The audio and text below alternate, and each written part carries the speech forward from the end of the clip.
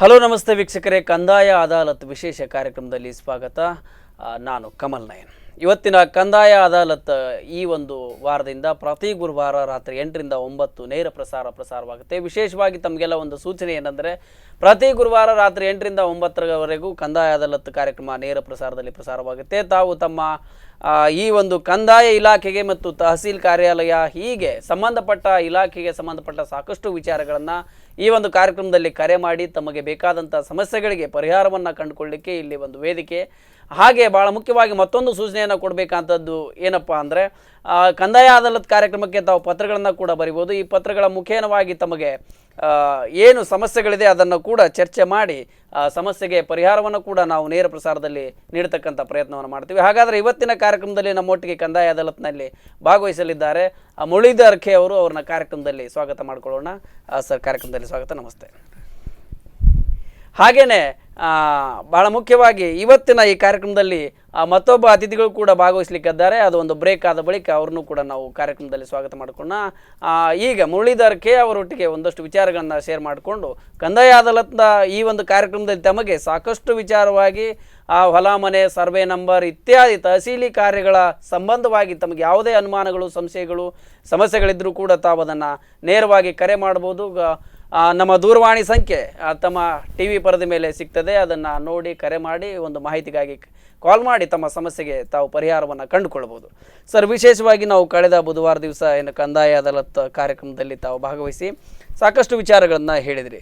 ಅದರಲ್ಲಿ ಭಾಳ ಮುಖ್ಯವಾಗಿ ಒಂದು ಗ್ರಾಮೀಣ ಮಟ್ಟದಿಂದ ಹಳ್ಳಿ ಮತ್ತು ಹೋಬಳಿ ಮತ್ತು ತಾಲೂಕಾ, ಜಿಲ್ಲೆ ಹೀಗೆ ಹಂತ ಹಂತವಾಗಿ ಕಂದಾಯ ಇಲಾಖೆಯಲ್ಲಿ ಯಾವ ರೀತಿಯಾದಂಥ ಅಧಿಕಾರಿ ವರ್ಗಗಳಿರ್ತಾರೆ, ಅವರ ಕೆಲಸ ಯಾವುದು, ಅವರ ಕಾರ್ಯಮಿತಿ ಏನು ಅನ್ನೋದ್ರ ಬಗ್ಗೆ ನಾವು ಮಾತನಾಡ್ತಾ ಇದ್ವಿ.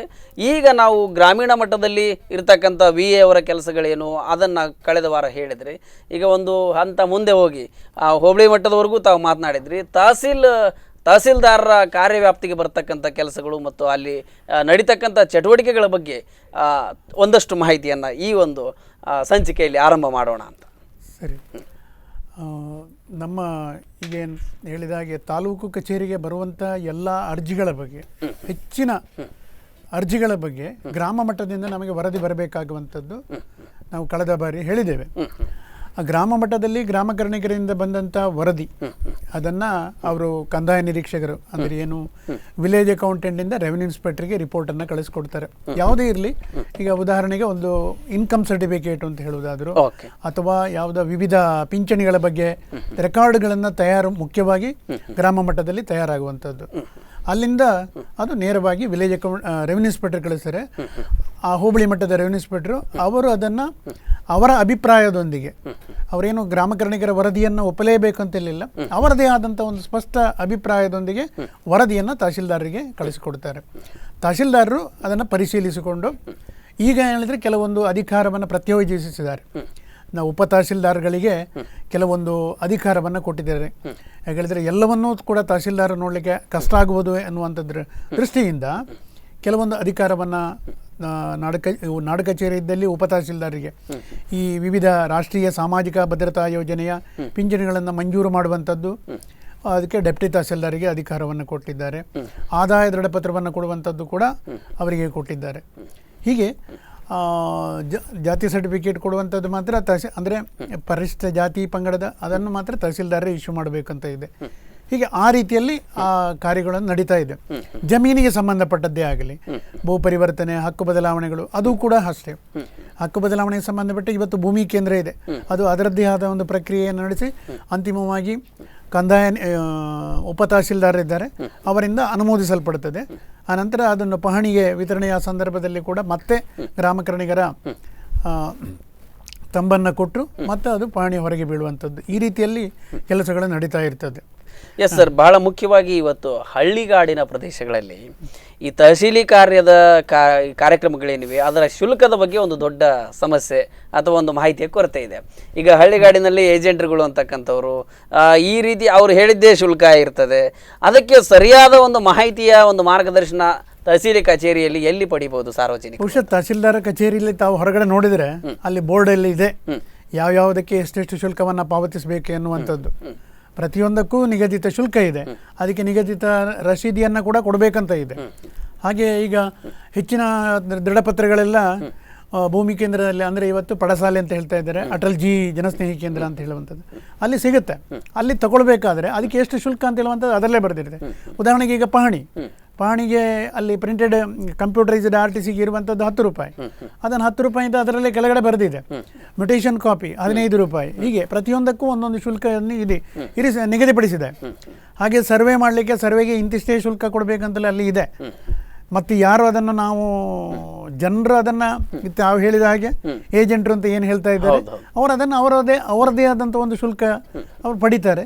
ಅದರಲ್ಲಿ ಹೆಚ್ಚು ಕಡಿಮೆಯನ್ನು ಮಾಡಿಕೊಂಡು ಅದೇನಾಗಿದೆ ಇಲ್ಲದೆ ಸಾಮಾನ್ಯ ಜನರ ದೃಷ್ಟಿಯಲ್ಲಿ ಏನಾಗಿದೆ, ಅಷ್ಟು ದುಡ್ಡು ಕೊಟ್ಟರೆ ಮಾತ್ರ ಅಲ್ಲಿ ಪಹಣಿ ಸಿಗುವುದು ಎನ್ನುವಂಥ ಅಭಿಪ್ರಾಯಗಳು ಮೂಡಿರುತ್ತವೆ. ಯಾಕೆಂದ್ರೆ ಇವತ್ತು ಹಳ್ಳಿಗಾಡಿನ ಪ್ರದೇಶಕ್ಕೆ ಬಂದು ಎಷ್ಟು ಎಕರೆ ಜಮೀನಿದೆ, ಅದು ಕೆಲವು ಈ ಅಳತೆಗೋಲು ಮಾಡ್ತಕ್ಕಂಥ ಸಿಬ್ಬಂದಿಗಳು ಯಾರು, ಅವರಿಗೆ ಏಕೆ ಶುಲ್ಕ ಕೊಡಬೇಕು, ಎಷ್ಟು ಶುಲ್ಕ ಕೊಡಬೇಕು ಅನ್ನೋದು ಎಷ್ಟೋ ಜನರಿಗೆ ಮಾಹಿತಿ ಇಲ್ಲ.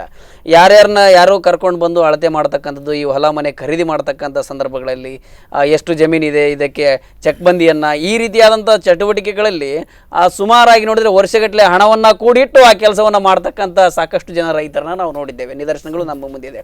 ಅಷ್ಟರ ಮಟ್ಟಿಗೆ ಅದು ಗಂಭೀರವಾದಂಥ ವಿಚಾರವೇ ಅಂತಕ್ಕಂಥದ್ದು. ಈ ಅಳತೆಗೋಲನ್ನು ಮಾಡ್ತಕ್ಕಂಥದ್ದು, ಚೆಕ್ಬಂದಿಯನ್ನು ಮಾಡ್ತಕ್ಕಂಥದ್ದು, ಅಷ್ಟೊಂದು ದೊಡ್ಡ ಇನ್ವೆಸ್ಟ್ ಮಾಡ್ತಕ್ಕಂಥ ಶುಲ್ಕವಿದೆಯೇ? ಖಂಡಿತ ಇಲ್ಲ. ಇನ್ವೆಸ್ಟ್ ಮಾಡುವಂಥ ಶುಲ್ಕಗಳು ಏನಿಲ್ಲ. ಆದರೆ ಸರ್ಕಾರದೇ ನಿಗದಿಪಡಿಸಿದಂಥ ಶುಲ್ಕ ಇದೆ. ಅದಕ್ಕೆ ನಿಗದಿತ ರಸೀದಿಯನ್ನು ಕೂಡ ಕೊಡ್ತಾರೆ. ಆ ರೀತಿಯಲ್ಲಿ ಅದನ್ನು ತಿಳಿಬೇಕಾದದ್ದು ನಮ್ಮ ಜನರ ಕರ್ತವ್ಯ ಕೂಡ ಇದೆ. ನಾವು ತಿಳಿಸುವಂಥದ್ದನ್ನು ತಿಳಿಸ್ತೇವೆ. ನಾವು ಹೇಳಿದ್ದೇನೋ ಜಾಸ್ತಿ ಅಂತ ತಿಳ್ಕೊಂಡು ಅವರ ತಲೆಯಲ್ಲಿ ಇರಬಹುದು. ಆದರೆ ಹೊರಗಡೆ ಬೋರ್ಡ್ ಇದೆ ನೋಡಿ. ತಾವೀಗ ಪ್ರತಿ ತಾಲೂಕು ಕಚೇರಿಯಲ್ಲಿ ಆ ಶುಲ್ಕ ಎಷ್ಟಿದೆ ಅಂತ ಹೇಳುವಂಥ ಅದನ್ನು ನೋಡಲಿಕ್ಕೆ ಕೆಲವರು ಹೆಚ್ಚಿನವರು ಹೋಗೋದೇ ಇಲ್ಲ. ಅವರಿಗೆ ಅವರ ಕೆಲಸ ಆದರೆ ಸಾಕು ಹೇಳುವಂಥ ಒಂದು ಇದಿರ್ತದೆ. ಬಹುಶಃ ಕೆಲವರು ಮಾಹಿತಿ ಹಕ್ಕು ಇಂಥ ಇದರಲ್ಲೆಲ್ಲ ಕಾರ್ಯಕರ್ತರು ಅದನ್ನು ಸ್ಪಷ್ಟವಾಗಿ ಅದನ್ನು ಇದು ಮಾಡ್ತಾರೆ. ಮತ್ತು ಇನ್ನು ಕೆಲವರು ನಿಗದಿತ ಶುಲ್ಕವನ್ನು ಮಾತ್ರ ಅದು ಯಾಕೆ ಜಾಸ್ತಿ ಅಂತ ಕೇಳಿದ ಕೂಡಲೇ ಅಲ್ಲಿ ಒಂದು ವಾಗ್ವಾದಗಳನ್ನು ಕೂಡ ನಡೆಯುವಂಥದ್ದು ಇದೆ. ಆದರೆ ನಿಜವಾಗಿ ಶುಲ್ಕ ಎಷ್ಟಿದೆ ಎನ್ನುವಂಥದ್ದನ್ನು ಅಲ್ಲಿ ಹೊರಗಡೆ ಬೋರ್ಡಲ್ಲಿ ಹಾಕಿಟ್ಟಿದ್ದಾರೆ. ಆ ಶುಲ್ಕವನ್ನು ಪಾವತಿಸಿ ರಸೀದಿ ಹೇಳಿ ಮತ್ತು ಇಂಥ ತಾರೀಕಿನ ಒಳಗೆ ಕೊಡಬೇಕು ಎನ್ನುವಂಥ ಕೆಲವು ಇದು ಸಕಾಲದಲ್ಲಿ ಇದೆ. ಸಕಾಲ ಯೋಜನೆ ಅಡಿಯಲ್ಲಿ ಬರೋದ್ರೆ ಆ ದಿವಸಕ್ಕೆ ಬರಬೇಕು ಅಂತ ಹೇಳುವಂಥದ್ದು ಸರ್ಕಾರದ ಧೋರಣೆ. ಅದೇ ಪ್ರಕಾರ ಕಳಿಸಿಕೊಡ್ಬೇಕು. ಪ್ರತಿ ವಾರದಲ್ಲಿ ಪ್ರತಿ ದಿನ ಆ ತಡವಾದ ಬಗ್ಗೆ ಅಲ್ಲಿ ಸಕಾಲದ ಡಾಟಾ ಸ್ಟೇಟ್ ಸೆಂಟರ್ನಲ್ಲೇ ಅದನ್ನು ವಾಚ್ ಮಾಡ್ತಾರೆ. ಇದಕ್ಕೆ ದಿನ ಆಗಿದೆ, ಆದಮೇಲೆ ನಿಗದಿತ ದಿನಾಂಕ ಒಂದು ದಿನ ಜಾಸ್ತಿ ಆದರೆ ಅದಕ್ಕೆ ದಂಡವನ್ನು ವಿಧಿಸಬೇಕು ಅಂತೆಲ್ಲ ಇದೆ. ಇದೆಲ್ಲವೂ ನಮ್ಮ ಸರ್ಕಾರದ ನಿಯಮಗಳಿದ್ದಾವೆ. ಅದನ್ನು ಜನರು ಕೂಡ ಕೇಳುವಂಥವ್ರಾಗಬೇಕಾಗಿತ್ತು. ಖಂಡಿತ. ಹಾಗೆ ಬಹಳ ಮುಖ್ಯವಾಗಿ ಇನ್ನೊಂದು ತಮಗೆ ಕೇಳಲೇಬೇಕಾದ್ದು, ಇವತ್ತು ಬೇಸಿಕಲಿ ಕಾನೂನುಗಳು ಅಂತ ಏನಿದೆ ಈ ಕಂದಾಯ ಇಲಾಖೆಯಲ್ಲಿ, ಮನೆಯನ್ನು ಮಾರಾಟ ಮಾಡುವಾಗ ಅದನ್ನು ರಿಜಿಸ್ಟರ್ ಮಾಡ್ತಕ್ಕಂಥದ್ದಾಗಿರ್ಬೋದು, ಯಾರು ಈ ಜಿಲ್ಲೆಯಿಂದ ಬೇರೆ ಜಿಲ್ಲೆಯವರು ಖರೀದಿ ಮಾಡಿದರೆ ಅಥವಾ ಅದೇ ಜಿಲ್ಲೆಯವರು ಖರೀದಿ ಮಾಡಿ, ಈಗೇನಾದರೂ ಅದರಲ್ಲಿ ತೊಡಕುಗಳು ಉಂಟಾ ಅಥವಾ ಅದಕ್ಕೆ ಏನಾದರೂ ನಿಯಮಗಳಿದೆ, ಅದು ಹೊಲಗದ್ದೆ ಆಗಿರ್ಬೋದು, ಮನೆಗಳಾಗಿರ್ಬೋದು, ಆ ಒಂದು ಕಾನೂನುಗಳು ಯಾವ ರೀತಿ ಇದೆ ಅಂತಕ್ಕಂಥದ್ದು? ಕೃಷಿ ಜಮೀನು ಖರೀದಿ ಮಾಡಲಿಕ್ಕೆ ಕೆಲವೊಂದು ಕಾನೂನುಗಳಿದ್ದಾವೆ. ಮೊದಲು ಕೃಷಿ ಜಮೀನನ್ನು ಕೃಷಿಯೇತರರು ಪಡಿಬೇಕಾದ್ರೆ ಅಥವಾ ಒಂದು 5 ಸೆನ್ಸ್ ಕೃಷಿ ಜಮೀನು ಇರುತ್ತೆ, ಅವನು ಹೆಚ್ಚುವರಿ ಕೃಷಿ ಜಮೀನು ಪಡಿಬೇಕಾದ್ರೆ ಅವನ ಆದಾಯ ಕೃಷಿಯೇತರ ಮೂಲದಿಂದ 2 ಲಕ್ಷ ಮೀರಿರಬಾರ್ದು ಅಂತ ಇತ್ತು. ಅದು ಭೂ ಸುಧಾರಣಾ ಕಾಯ್ದೆ ಅನ್ನುವುದು. ಈಗ ಅದನ್ನು 25 ಲಕ್ಷಕ್ಕೆ ಸರ್ಕಾರ ಏರಿಸಿದೆ. ಹಾಗಾಗಿ ಅಂಥ ಇದರಲ್ಲಿ ಈಗ ಸ್ವಲ್ಪ ಮಟ್ಟಿಗೆ ಕೃಷಿ ಜಮೀನಿದ್ದವರಿಗೆ ಪುನಃ ಹೆಚ್ಚುವರಿ ಕೃಷಿ ಜಮೀನು ತಗೊಳ್ಳಿಕ್ಕೆ ಏನು ತೊಂದರೆ ಇಲ್ಲ. ಕೃಷಿಯೇತರರಿಗೆ ಮಾತ್ರ ಅದನ್ನು ಕೂಡ ಇವತ್ತು ಅವಕಾಶ ಮಾಡಿಕೊಟ್ಟಿದ್ದಾರೆ. ಒಂದು 25 ಲಕ್ಷದವರೆಗೆ ಒಳಗಿನ ಆದಾಯದವರು ಜಿಲ್ಲಾಧಿಕಾರಿಯವರ ಅನುಮತಿಯನ್ನು ಪಡೆದು ಅದಕ್ಕೆ ಪ್ರೋಸೆಸ್ ಮಾಡಿಕೊಂಡು ಆ ಜಿಲ್ಲಾಧಿಕಾರಿಯ ಅನುಮತಿ ಪಡೆದ ನಂತರ ಕೃಷಿ ಜಮೀನನ್ನು ಖರೀದಿ ಮಾಡಲಿಕ್ಕೆ ಇವತ್ತು ಅವಕಾಶ ಮಾಡಿಕೊಟ್ಟಿದ್ದಾರೆ. ಸೊ ಆ ನಿಯಮಗಳನ್ನೆಲ್ಲ ಪಾಲಿಸಬೇಕಾಗುತ್ತೆ. ರಿಜಿಸ್ಟ್ರೇಷನ್ ಮಾಡಬೇಕಾದ್ರೆ ಖರೀದಿ ಮಾಡುವಂಥ ಜಮೀನುಗಳು, ಈಗ ಮಾರಾಟ ಮಾಡುವವನ ಹತ್ರ 10 ಎಕರೆ ಜಮೀನು ಇರ್ತದೆ, ಅದರಲ್ಲಿ ಅವನು 1 ಎಕರೆಯನ್ನು ಮಾರಾಟ ಮಾಡುವುದು, ಅದಕ್ಕೆ 11E ಸ್ಕೆಚ್ ಅಂತ ಆಗಬೇಕು. ಅಂದರೆ ಅದರಲ್ಲಿ ತುಂಡು ಭೂಮಿಯನ್ನು ಮಾಡಿಕೊಡುವಂಥದ್ದು. ಅದಕ್ಕೆ ನಿಗದಿತ ನಮೂನೆಯ 11E ಅಂತಲೇ ಮಾಡಬೇಕಾಗುತ್ತೆ. ಮೊದಲಾದರೆ ವಿಲೇಜ್ ಅಕೌಂಟ್ ಒಂದು ನಕ್ಷೆಯನ್ನು ಮಾಡಿಕೊಂಡು ಹೋಗಿ ಅದರ ಪ್ರಕಾರ ರಿಜಿಸ್ಟ್ರೇಷನ್ ಮಾಡ್ತಾ ಇದ್ರು. ಆದರೆ ಅದು ಕೆಲವೊಮ್ಮೆ ಏನಾಗ್ತದೆ ಹೇಳಿದರೆ ಅಲ್ಲಿ ಗೊತ್ತು ಗುರಿ ಇಲ್ಲದೆ ವ್ಯತ್ಯಾಸಗಳಾದದ್ದು ಇದೆ. ಸಾಮಾನ್ಯ ಮಾಡ್ತಾರೆ, ಆದರೂ ಕೂಡ ಅಲ್ಲಿ ಈಗ ವ್ಯತ್ಯಾಸಗಳು ಇವತ್ತು ಅದನ್ನು ಕಡ್ಡಾಯವಾಗಿ ಮಾಡಿದ್ದಾರೆ. 11E ಸ್ಕೆಚ್ ತುಂಡು ಭೂಮಿಯನ್ನು ಮಾರಾಟ ಮಾಡಬೇಕಾದ್ರೆ 11E ಸ್ಕೆಚ್ ಅಂತ ನಾವು ಪಡ್ಕೊಳ್ಬೇಕಂತ ಇದ್ದಾರೆ. ಹಾಗೆ ಇನ್ನು ಕನ್ವರ್ಟೆಡ್ ಲ್ಯಾಂಡ್ ಭೂ ಪರಿವರ್ತನೆ ಆಗಿದೆ ಅಂತ ಹೇಳಿದ್ರೆ ಭೂ ಪರಿವರ್ತನೆ ಆದೇಶದ ಪ್ರತಿಯನ್ನು ನೋಡಿರ್ತಾರೆ. RTCಯಲ್ಲಿ ಅದು ಭೂ ಪರಿವರ್ತನೆ ಆಗಿದೆ ಅಂತ ಹೇಳುವಂಥದ್ದು ದಾಖಲಾಗಿರಬೇಕು. ಹಾಗೆ ಅದು ಇವತ್ತು ಪಹಣಿ ಏನಿದೆ ತಾಲೂಕು ಕಚೇರಿಯ ಅಲ್ಲಿಯೂ ಇರುತ್ತದೆ, ಜೊತೆಗೆ ಸರ್ವೆ ಶಾಖೆಯಲ್ಲಿ ಕೂಡ ಅವ್ರದ್ದು ಇರ್ತದೆ. ನಂತರ ಸಬ್ ರಿಜಿಸ್ಟ್ರಾರ್ ಆಫೀಸ್ನಲ್ಲಿ ಕೂಡ ಅದೇ ಪಹಣಿಯ ಒಂದು ಇದಿರ್ತದೆ. ಅವನ ಹೆಸರು ಇರಬೇಕು, ಮಾರಾಟಗಾರನ ಹೆಸರಿದ್ದರೆ ಮಾತ್ರ ಅಲ್ಲಿ ರಿಜಿಸ್ಟ್ರೇಷನ್ ಆಗುತ್ತೆ. ಸೊ ಈ ಎಲ್ಲ ನಿಯಮಗಳನ್ನು ಅಲ್ಲಿ ಪರಿಶೀಲಿಸಿಕೊಂಡೇ ಅದು ಮಾಡಬೇಕಾಗುತ್ತೆ. ಏನೋ ಒಂದು ಅಲ್ಲಿ ಸರ್ವೆ ನಂಬರದಲ್ಲಿ ವ್ಯತ್ಯಾಸ ಅಂತ ಹೇಳಿದರೆ ಅವ್ರದ್ರಲ್ಲಿ ಅಪ್ಡೇಟ್ ಆಗದಿದ್ದರೆ ಅಲ್ಲಿ ರಿಜಿಸ್ಟ್ರೇಷನ್ಗೆ ತೊಡಕಾಗ್ತದೆ, ಅದು ತಗೊಳ್ಳೋದೇ ಇಲ್ಲ. ನಮ್ಮಲ್ಲಿ ಅಪ್ಡೇಟ್ ಆಗಿರ್ತದೆ ಕಂದಾಯ ಇಲಾಖೆಯಲ್ಲಿ, ರಿಜಿಸ್ಟ್ರೇಷನಲ್ಲಿ ಅದು ಅಪ್ಡೇಟ್ ಆಗಿರೋದಿಲ್ಲ, ಆಗ ಅಲ್ಲಿ ತೊಡಕು ತೋರಿಸ್ತಾ ಇದೆ. ಆ ನಂತರ ಇದನ್ನ ನಂತರ ಅವರು ಎರಡೂ ಇಲಾಖೆಯವರು ಸೇರಿಕೊಂಡು ಅದನ್ನು ಸರಿಪಡಿಸಿಕೊಂಡು ಮತ್ತೆ ರಿಜಿಸ್ಟ್ರೇಷನ್ ಮಾಡಿಸುವಂಥ ಪ್ರಮೇಯಗಳು ಕೂಡ ಇದೆ. ಆಮೇಲೆ ಈ ಆಂತರಿಕವಾದಂಥ ಈ ಒಬ್ಬ ಹೊಲಗದ್ದೆಯನ್ನು ಅಥವಾ ಕೃಷಿ ಜಮೀನನ್ನು ಮಾರಾಟ ಮಾಡಬೇಕಾದ್ರೆ ಅಕ್ಕಪಕ್ಕದವರ ಪರವಾನಗಿ ಅಥವಾ ಅಣ್ಣ ತಮ್ಮಂದಿರ ಪರವಾನಗಿಯನ್ನು ಪಡೆದು ಮಾರತಕ್ಕಂಥದ್ದು, ಅಲ್ಲಿ ಆಕ್ಷೇಪಣೆ, ಈ ರೀತಿಯ ವಿಚಾರಗಳೆಲ್ಲ ಯಾವ ರೀತಿಯಲ್ಲಿ ಕ್ಲಿಷ್ಟವಾದದ್ದು ಅಂತಕ್ಕಂಥ. ಸರ್, ಅದನ್ನು ಮುಂದುವರ್ಸೋಣ. ಒಂದು ಕಾಲ್ ಇದೆ, ಮಾತನಾಡೋಣ. ಹಲೋ ಹಲೋ, ನಮಸ್ಕಾರ. ನಮಸ್ತೆ ಸರ್, ತಮ್ಮ ಹೆಸರು? ಗೋಂದಿಬೆಟ್ಟು. ಎಲ್ಲಿಂದ ಕರೆ ಮಾಡ್ತಾ ಇದ್ದೀರಾ? ಗೋಂದಿಬೆಟ್ಟಿನಿಂದ. ಓಕೆ, ತಮ್ಮ ಪ್ರಶ್ನೆಯನ್ನ ಕೇಳಬಹುದು. ನೀವು ರಿಟೈರ್ಡ್ ಆದಂತ ಮುರಳೀಧರ್ಗೆ ಏನು ಅಧಿಕಾರ ಇದೆ ಇಲ್ಲಿ ಮಾತಾಡುವಂಥದ್ದು? ನನಗೆ ಕ್ಲಾರಿಫಿಕೇಶನ್ ಬೇಕು. ಅಲ್ಲ, ಅದು ರಿಟೈರ್ಡು ಆಮೇಲೆ ಇದ್ರ ಪ್ರಶ್ನೆ ಅಲ್ಲ ಸರ್. ಈಗ ಸಾರ್ವಜನಿಕರಿಗೆ ಅವರ ಅನುಭವದಿಂದ ಇರ್ತಕ್ಕಂಥ ಮಾಹಿತಿಯನ್ನ ಕೊಡ್ತಕ್ಕಂಥ ಕಾರ್ಯಕ್ರಮ. ತಮಗೆ ಏನು ಸಮಸ್ಯೆ ಇದೆ ಅದರ ಬಗ್ಗೆ ತಾವು ಕೇಳಬಹುದು. ಸಮಸ್ಯೆ ಬಗ್ಗೆ ಅಲ್ಲ, ಇವರು ಅನ್ನ ತರ ಇದ್ರ ಪರ್ಸನ್, ಈಗ ರಿಟೈರ್ಡ್ ಪರ್ಸನ್ ಅಲ್ಲ, ಅದಕ್ಕೆ ಯಾವುದೇ ಕಂದಾಯ ಆಧಾರಿತ ಬಗ್ಗೆ ಮಾತಾಡೋ ಅಧಿಕಾರ ಅವ್ರಿಗೆ ಉಂಟಾ ಅಂತ ನನಗೆ ಕ್ಲಾರಿಫಿಕೇಶನ್. ಅಲ್ಲ, ಅಧಿಕಾರದ ಪ್ರಶ್ನೆ ಅಲ್ಲ ಇದು ಕಾರ್ಯಕ್ರಮ ಇರುವುದು. ಅಧಿಕಾರದ ಪ್ರಶ್ನೆ ಮಾಡ್ಲಿಕ್ಕೆಲ್ಲ, ಸಮಸ್ಯೆಯ ಪ್ರಶ್ನೆ ಮಾಡ್ಲಿಕ್ಕೆ. ತಾವು ಮತ್ತೊಮ್ಮೆ ಅದನ್ನ ಅರ್ಥ ಮಾಡ್ಕೊಂಡು ಕೇಳಬಹುದು. ತಮಗೆ ಯಾವುದರ ಸಮಸ್ಯೆ ಇದೆ ಅದನ್ನ ಕೇಳಬಹುದು. ನಂಗೆ ಏನು ಸಮಸ್ಯೆ ಇಲ್ಲ. ಹಾಗಿದ್ರೆ ತಾವು ಅವರಿಗೆ ತಾವು ಕೂಡ ಇದರಲ್ಲಿ ಅನುಭವ ಇದ್ರೆ ತಾವು ಬಂದು ಭಾಗವಹಿಸ್ಲಿಕ್ಕೆ ಅವಕಾಶವನ್ನು ಮಾಡಿಕೊಡ್ತೇವೆ ನಾವು. ಈ ಒಂದು ವಿಷಯದಲ್ಲಿ ಸಂಪನ್ಮೂಲ ವ್ಯಕ್ತಿಗಳನ್ನಾಗಿ ಭಾಗವಹಿಸ್ತಕ್ಕಂಥ ಕಾರ್ಯಕ್ರಮ ಇದೆ. ವ್ಯಕ್ತಿ ಆಗ್ಲಿ, ಅವರು ಇದರಲ್ಲಿ ಇಷ್ಟು ಒಳ್ಳೆ ಚಾನಲ್ ಸ್ಪಂದನದಲ್ಲಿ ಬಂದು ಅವರು ರೈಟ್ ಪರ್ಸನ್ ಆದ್ರೆ ಮಾತ್ರ ಇನ್ವಾಲ್ವ್ಮೆಂಟ್ ಆಗ್ಬೇಕು. ಖಂಡಿತ ಖಂಡಿತ ಸಂಪನ್ಮೂಲ ವ್ಯಕ್ತಿಗಳನ್ನ ಆಯ್ಕೆ ಮಾಡ್ತಕ್ಕಂಥದ್ದು. ಮತ್ತೆ ಅವರ ಖಂಡಿತ ಅವರು ಸ್ವಲ್ಪ ಕನ್ಫ್ಯೂಸ್ ಆಗಿದ್ದಾರೆ. ನಾವು ಇಲ್ಲಿ ಸಂಪನ್ಮೂಲ ವ್ಯಕ್ತಿಗಳಿಗೆ ಆದ್ಯತೆಯನ್ನು ಕೊಡ್ತಕ್ಕಂಥದ್ದು. ಯಾಕೆ ಅಂದ್ರೆ ಇಲ್ಲಿ ಈಗ ಹಾಲಿ ಇರ್ತಕ್ಕಂಥದ್ದಾಗಿರ್ಬೋದು, ರಿಟೈರ್ಡ್ ಆಗಿರ್ತಕ್ಕಂಥದ್ದು ನಮ್ಮ ಕೆಲಸ ಕೊಡಬೇಕಂತಲೇ ನಮ್ಮದಲ್ಲ, ಕೆಲಸ ಆಗುವವರಿಗೆ ನಾವು ಮಾಹಿತಿಯನ್ನು ಕೊಡುವಂಥದ್ದು. ಅದು ಒಂದು ಸಾರ್ವಜನಿಕವಾದಂಥ ಸೇವೆ ಅನ್ನೋ ಹಿನ್ನೆಲೆಯಲ್ಲಿ ನಾವು ಅತಿಥಿಗಳನ್ನ ಕರೀತೇವೆ. ದಯವಿಟ್ಟು ವೀಕ್ಷಕರು ತಮಗೆ ಕಾರ್ಯಕ್ರಮಕ್ಕೆ ಪೂರಕವಾದಂಥ ಪ್ರಶ್ನೆಗಳನ್ನ ಕೇಳಿ ಕರೆ ಮಾಡಬೇಕಾಗಿ ವಿನಂತಿಯನ್ನು ಮಾಡ್ಕೊಳ್ತೇವೆ. ಎಸ್ ಸರ್, ನಾವು ಬಹಳ ಮುಖ್ಯವಾಗಿ ಒಂದು ಈ ರೀತಿಯಾದಂಥ ಕ್ಲಿಷ್ಟವಾದಂಥ ಕಾನೂನುಗಳ ಬಗ್ಗೆ ಮಾತನಾಡ್ತಾ ಇದ್ವಿ. ಯಾಕೆಂದರೆ ಇವತ್ತು ಒಬ್ಬ ತಮ್ಮ ತನ್ನ ತೋಟವನ್ನು, ತಮ್ಮ ಗದ್ದೆಯನ್ನು ಮಾರ್ತಕ್ಕಂಥ ಸಂದರ್ಭ ಬಂದರೆ ಅಣ್ಣ ತಮ್ಮಂದಿರ ಹೇಳಿಕೆಗಳನ್ನು, ಅಪೇಕ್ಷೆಗಳನ್ನು ಪಡೆದು ಮಾರಬೇಕೆ ಅಥವಾ ತನ್ನ ಇಚ್ಛಾನುಸಾರ ಮಾರ್ತಕ್ಕಂಥದ್ದು, ಈ ರೀತಿಯ ಕೆಲವು ಕ್ಲಿಷ್ಟವಾದಂಥ ಹಳ್ಳಿಗಳಲ್ಲಿ ಕಂಡು ಬರ್ತಕ್ಕಂಥ ಸಮಸ್ಯೆ. ಇದನ್ನು ಹೇಗೆ ಕಾನೂನಾತ್ಮಕವಾಗಿ ಪರಿಹಾರವನ್ನು ಅವರು ಪಡ್ಕೊಳ್ಬೋದು? ಈಗ ಮಾರಾಟ ಮಾಡುವ ಜಮೀನು ಮಾರಾಟ ಮಾಡುವನ ಸ್ವಯಾರ್ಜಿತ ಆಸ್ತಿಯಾಗಿದ್ದಿದ್ರೆ ಅವನು ಯಾರಿಂದಲೂ ಅನುಮತಿಯನ್ನು ಪಡಿಬೇಕಾಗಿರುವುದಿಲ್ಲ. ಉದಾಹರಣೆಗೆ ಅದು ಕುಟುಂಬದ ಜಮೀನಾಗಿರ್ತಿದ್ರೆ, ಹಿರಿಯರಿಂದ ಬಂದಂಥ ಜಮೀನಾಗಿರ್ತಿದ್ರೆ ಆಗಿದ್ರೆ ಅಂಥ ಸಂದರ್ಭದಲ್ಲಿ ಅವನ ಪಹಣಿಯಲ್ಲಿ ಒಂದಾಗಿರ್ತದೆ, ಕುಟುಂಬದ ಯಜಮಾನ ನೆಲೆಯಲ್ಲಿ ಹಿರಿಯವನ ಹೆಸರು ದಾಖಲಾಗಿರ್ತದೆ. ಅಂಥ ಇದು ಇದ್ದರೆ ಅವರು ಅಣ್ಣ ತಮ್ಮಂದಿರ ಒಪ್ಪಿಗೆಯನ್ನು ಪಡೆದು ಮತ್ತು ಅಣ್ಣ ತಮ್ಮಂದಿರಿಗೆ ಅದು ಹಕ್ಕು ಇದೆ ಎನ್ನುವಂಥದ್ದನ್ನು ಅವರು ತಿಳಿಸಲೇಬೇಕು, ಇದು ಇದ್ದೇ ಇರ್ತದೆ. ಅಂಥದ್ರಲ್ಲಿ ಅವರ ಒಪ್ಪಿಗೆಯನ್ನು ಪಡೆದು ಅವರು ಮಾರಾಟ ಮಾಡಬೇಕಾಗ್ತದೆ. ಒಂದು ವೇಳೆ ಆ ಸಂದರ್ಭದಲ್ಲಿ ಮಾರಾಟ ಮಾಡೋ ಸಂದರ್ಭದಲ್ಲಿ ರಿಜಿಸ್ಟ್ರೇಷನ್ಗೆ ಅವರು ಕೂಡ ಭಾಗಿಯಾಗಲೇಬೇಕು, ಅವರ ಹೆಸರನ್ನು ಕೂಡ ಸೇರಿಸಿಕೊಂಡೇ ಮಾಡಬೇಕಾಗುತ್ತೆ. ಇನ್ನು ಕೆಲವರು ಏನು ಮಾಡ್ತಾರೆ, ಅಣ್ಣ ಅದೇ ಹಿರಿಯನು ಅಂತ ತಿಳಿಕೊಂಡು ಅವರಿಗೆ ಜನರಲ್ ಪವರ್ ಆಫ್ ಅಟಾರ್ನಿ ಕೊಟ್ಟಿರ್ತಾರೆ. ಅದರ ಆಧಾರದಲ್ಲಿ ಅವನಿಗೆ ಮಾರಾಟ ಮಾಡಲಿಕ್ಕೆ ಅವಕಾಶವನ್ನು ಕೊಡ್ತಾರೆ. ಅಂದರೆ ಅನುಮತಿ ಇರುವಂಥದ್ದು ಸ್ವಯಾರ್ಜಿತ, ಮಾರಾಟ ಮಾಡೋಣ ಸ್ವಯಾರ್ಜಿತ ಆಸ್ತಿಯಾಗಿದ್ದಿದ್ರೆ ಯಾರದೇ ಅನುಮತಿಯನ್ನು ಪಡಿಬೇಕಾಗಿಲ್ಲ ಅಂತ. ಹಾಗೆ ಖಂಡಿತ ಆ ಅಪೇಕ್ಷೆಗಳನ್ನು ಯಾರು ನಿರೀಕ್ಷೆ ಮಾಡಬೇಕಾಗಿಲ್ಲ ಅಂತ. ಇಲ್ಲ ಇಲ್ಲ ಇಲ್ಲ. ಇನ್ನು ಅಕ್ಕಪಕ್ಕದವ್ರದ್ದು ಅಂತಲೇ ನೀವು ಒಂದು ಕೇಳಿದಿರಿ. ಅಕ್ಕಪಕ್ಕದಲ್ಲಿ ಎಲ್ಲಿ ಜಮೀನಿನ ಗಡಿ ಗುರುತಿನ ಬಗ್ಗೆ ತಕರಾರಿದ್ದಾಗ ಮಾತ್ರ ಆ ಸಮಸ್ಯೆ ಬರುವಂಥದ್ದು. ಇಲ್ಲ ಅಂತ ಹೇಳಿದ್ರೆ ಅಂತ ಇದು ಬರುವಂಥದ್ದಿಲ್ಲ. ಖಂಡಿತ ನಮ್ಮ ಚರ್ಚೆಯನ್ನು ಮುಂದುವರ್ಸೋಣ ಸರ್. ಅದಕ್ಕಿಂತ ಮುಂಚೆ ಒಂದು ವಿರಾಮವನ್ನು ತೆಗೆದುಕೊಳ್ಳೋಣ.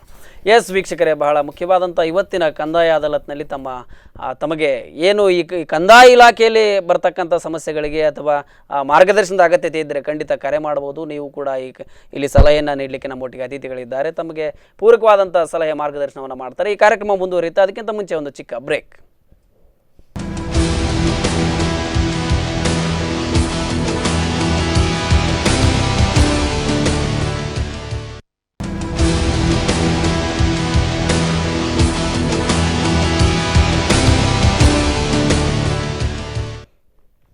ವಿರಾಮದ ಬಳಿಕ ಮತ್ತೊಮ್ಮೆ ಕಂದಾಯ ಅದಾಲತ್ ವಿಶೇಷ ಕಾರ್ಯಕ್ರಮದಲ್ಲಿ ತಮಗೆಲ್ಲ ಸ್ವಾಗತ. ಎಸ್ ವೀಕ್ಷಕರೇ, ಇವತ್ತು ಬಹಳ ಮುಖ್ಯವಾಗಿ ಕಂದಾಯ ಅದಾಲತ್ನಲ್ಲಿ ಕಂದಾಯ ಇಲಾಖೆಗೆ ಸಂಬಂಧಪಟ್ಟಂತೆ ಸಾಕಷ್ಟು ವಿಚಾರಗಳ ಚರ್ಚೆ ಆಗ್ತಾ ಇದೆ. ಈ ಚರ್ಚೆಗೆ ನಮ್ಮೊಟ್ಟಿಗೆ ಮತ್ತೊಬ್ಬರು ಅತಿಥಿಗಳು ಭಾಗವಹಿಸ್ತಾ ಇದ್ದಾರೆ. ಅವ್ರನ್ನು ಕೂಡ ಕಾರ್ಯಕ್ರಮದಲ್ಲಿ ವೆಲ್ಕಮ್ ಮಾಡ್ಕೊಳ್ಳೋಣ. ಮರವಂತೆ ಕೃಷ್ಣ ಹೆಬ್ಬರ್ ಅವರು ಈ ಹಿಂದೆ ಸಾಕಷ್ಟು ಕಂದಾಯ ಅದಾಲತ್ ಕಾರ್ಯಕ್ರಮದಲ್ಲಿ ನಮ್ಮೊಟ್ಟಿಗಿದ್ದಂಥವ್ರು. ಅವ್ರನ್ನು ಕೂಡ ಕಾರ್ಯಕ್ರಮದಲ್ಲಿ ಸರ್ ನಮಸ್ತೆ, ಕಾರ್ಯಕ್ರಮದಲ್ಲಿ ಸ್ವಾಗತ. ಎಸ್ ಸರ್, ಬಹಳ ಮುಖ್ಯವಾಗಿ ಇದು ಏನು ಈ ಬೇಸಿಗೆ ಕಳೆದು ಮತ್ತೆ ನಾಳೆ ಶಾಲೆಗಳು ಆರಂಭವಾಗುವ ಹೊತ್ತಿಗೆ ಮಕ್ಕಳಿಗೆ ಆದಾಯ ಪ್ರಮಾಣ ಪತ್ರ ಮತ್ತು ಜಾತಿ ದೃಢೀಕರಣ, ವಯಸ್ಸಿನ ಪ್ರಮಾಣ ಪತ್ರ, ಹೀಗೆ ಸಾಕಷ್ಟು ಮಕ್ಕಳಿಗೆ ಬೇಕಾದಂಥ ಶಾಲಾ ಸರ್ಟಿಫಿಕೇಟ್ಗಳು ಕೂಡ ಕಂದಾಯ ಇಲಾಖೆಗೆ ಒಳಪಡ್ತಕ್ಕಂಥದ್ದು ಬಹಳ ಮುಖ್ಯವಾದದ್ದು. ಆ ಹಿನ್ನೆಲೆಯಲ್ಲಿ ಅವೆಲ್ಲವುಗಳ ಪ್ರಾಮುಖ್ಯತೆ ಮಕ್ಕಳಿಗೆ ಹೇಗೆ, ಅವುಗಳನ್ನು ಹೇಗೆ ಪಡೆದುಕೊಳ್ಬೇಕು ಆ ಪೋಷಕರು ಅಂತಕ್ಕಂಥ ಸ್ವಲ್ಪ ಗೊಂದಲ ಇರ್ತದೆ. ಅದನ್ನು ಹೇಗೆ ನಾವು ಪರಿಹರಿಸ್ಕೊಳ್ಬೋದು ಅಂತಕ್ಕಂಥ. ಈಗ ಶಾಲೆ ಶುರುವಾಗೋದ್ರಿಂದಾಗಿ ಎಲ್ಲ ಮಕ್ಕಳಿಗೂ ಎಲ್ಲ ಆದಾಯ ಕೊಡಬೇಕಾದ್ರೆ ಟ್ಯಾಕ್ಸ್ಗಳಲ್ಲಿ ಅಥವಾ ಅವರ ಸ್ಕೂಲ್ ಫೀಸ್ಗಳಲ್ಲಿ ಶುಲ್ಕವನ್ನು ಕಮ್ಮಿ ಮಾಡಲಿಕ್ಕೋಸ್ಕರ ಅವರಿಗೆ ಒಂದು ಪ್ರಮಾಣ ಪತ್ರ ಕೇಳ್ತಾರೆ. ಅದು ಜಾತಿ ಪ್ರಮಾಣ ಪತ್ರ ಇರ್ಬೋದು, ಅಥವಾ ಆದಾಯ ಪ್ರಮಾಣ ಪತ್ರ ಇರ್ಬೋದು, ಅಥವಾ ಅವನ ಏಜಿನ ಪ್ರಮಾಣ ಪತ್ರ ಇರ್ಬೋದು. ಈ ಎಲ್ಲದಕ್ಕೆ ಈಗ ಏನು ಮಾಡಿ ಸರ್ಕಾರ ಸಾಫ್ಟ್ ಮಾಡಿ ಅದನ್ನು ಒಂದರಲ್ಲಿ ಮಾಡಿಬಿಟ್ಟಿದೆ. ಈಗ ಜಾತಿ ಆದಾಯ ಪ್ರಮಾಣ ಪತ್ರದಲ್ಲಿಯೇ ಇನ್ಕಮ್ ಅನ್ನು ಕೂಡ ಸರ್ಟಿಫಿಕೇಟ್ ಮಾಡ್ತದೆ. ಸೊ ಅದನ್ನು ಹೇಗೆ ಪಡ್ಕೊಳ್ಬೇಕು ವೆರಿ ಇಂಪಾರ್ಟೆಂಟ್. ಯಾಕಂದರೆ ಇವತ್ತಿನ ಸಾಧಾರಣ ನಮ್ಮ ಯುವ ಜನರಲ್ಲಿ ಒಂದು 50% ಜನರಿಗೆ ಆ ಸರ್ಟಿಫಿಕೇಟ್ನ ಇಂಪಾರ್ಟೆನ್ಸ್ ಗೊತ್ತಿಲ್ಲ. ಗೊತ್ತಿದ್ರೂ ಮಾಡ್ಲಿಕ್ಕೆ ಗೊತ್ತಿಲ್ಲ. ತಾವು ಈ ಮೊದಲು ಹೇಳಿದ್ದೀರಿ, ಅದು ಏಜೆಂಟ್ ಹತ್ರ ಹೋಗ್ತದೆ. ಏಜೆಂಟ್ರು ಹೋದ ಕೂಡ ಏನಾಗ್ತದೆ, ಅದಕ್ಕೆ ಇರೋ ಒಂದು ಪಿಕ್ಚರ್ ಕಟ್ಟಿ ದೊಡ್ಡ ಮಟ್ಟದ ದುಡ್ಡು ಉದಿಮೆಯನ್ನು ಮಾಡ್ತಾರೆ. ಇದು ಏನಾಗ್ತದೆ ಅಂದರೆ, ಇದು ಒಂದು ಸರ್ಕಾರದ ಮೇಲೆ ಜನರಿಗೆ ತಪ್ಪು ಭಾವನೆ ಬರ್ತದೆ. ಈ ಒಂದು ನಾವು ಈ ಇನ್ಕಮ್ ಟ್ಯಾಕ್ಸ್ ಸರ್ಟಿಫಿಕೇಟ್ ತಗೊಳ್ಳಿಕ್ಕೆ ಇಷ್ಟು ದುಡ್ಡು ಕಟ್ಟಬೇಕಾ ಅಂತೇಳಿ. ನಿಜ ಅದಕ್ಕೆ ಏನು ದುಡ್ಡು ಖರ್ಚಿಲ್ಲ, ಬಾರಿ ಸುಲಭ ವಿಧಾನಗಳು. ಆ ವಿಧಾನವನ್ನು ಜನರಿಗೆ ತಲುಪಿಸುವಂಥದ್ದು ನಮ್ಮ ಮುಖ್ಯ. ಅದಕ್ಕೆ 3 ರಿಪೋರ್ಟ್ ಆಗಬೇಕು ಹೇಗೆ ಅಂತ ನಾನು ಹೇಳ್ತಾ ಇರೋದು. ಈಗ ಇದನ್ನ ದಯವಿಟ್ಟು ಪೇರೆಂಟ್ಸ್ಗಳು ತುಂಬ ಮನನ ಮಾಡಿ ಕೇಳ್ಕೊಳ್ಳಿ. ನಿಮಗೆ ಇದು ನಿಮ್ಮ ನಾಳೆ ಮಕ್ಕಳಿಗೆ ಸುಲಭ ಆಗ್ತದೆ ಅನ್ನೋ ಕಾರಣಕ್ಕೆ ನಿಮ್ಮನ್ನ ಈ ಪ್ರಶ್ನೆ ಕೇಳಿದ್ರೆ ಅಂತ ನಾನು ತುಂಬ ನಿಮ್ಮ ಈ ಪ್ರಶ್ನೆಗೆ ತುಂಬ ಹೆಮ್ಮೆಯನ್ನು ಪಡ್ತೇನೆ. ಒಂದು ಇನ್ಕಮ್ ಸರ್ಟಿಫಿಕೇಟ್ ಅಥವಾ ಜಾತಿ ಪ್ರಮಾಣ ಪತ್ರ ಅವನ್ನ ಪಡಿಲಿಕ್ಕೆ ಹೇಳಿ ಆದರೆ ಫಸ್ಟ್ ಅದಕ್ಕೊಂದು ರೆಡಿ ನಮೂನೆ ಸಿಗ್ತದೆ, ಪ್ರಿಂಟೆಡ್ ನಮೂನೆ ಸಿಗ್ತದೆ. ಆ ನಮೂನೆಯಲ್ಲಿ ಗ್ರಾಮ ಕರ್ಣಿಕರು ಅಂತಾರೆ, ವಿಲೇಜ್ ಅಕೌಂಟೆಂಟ್ ಅಂತ ಅವ್ರದ್ದು ಒಂದು ಅಪ್ಲಿಕೇಶನ್ ಕೊಡಬೇಕು. ನಮ್ಮ ಈ ವರ್ಷದ ಇನ್ಕಮ್ ಇಂತಿಷ್ಟು ಅಂತೇಳಿ ಕೊಡಬೇಕು. ಅದರಲ್ಲಿ ನಿಮ್ಮ ಜಾತಿ ಸಂಬಂಧಪಟ್ಟಂಥದ್ದು ರೇಷನ್ ಕಾರ್ಡ್ ಇರ್ಬೋದು, ಆಧಾರ್ ಕಾರ್ಡ್ ಇರ್ಬೋದು, ನೀವು ಅವರಿಗೆ ಅದರ ಕಾಪಿ ಇಟ್ಟು ಅಥವಾ ವೋಟರ್ ಕಾರ್ಡನ್ನು ಕಾಪಿ ಇಟ್ಟು ಅಪ್ಲಿಕೇಶನ್ ಕೊಡಬೇಕು.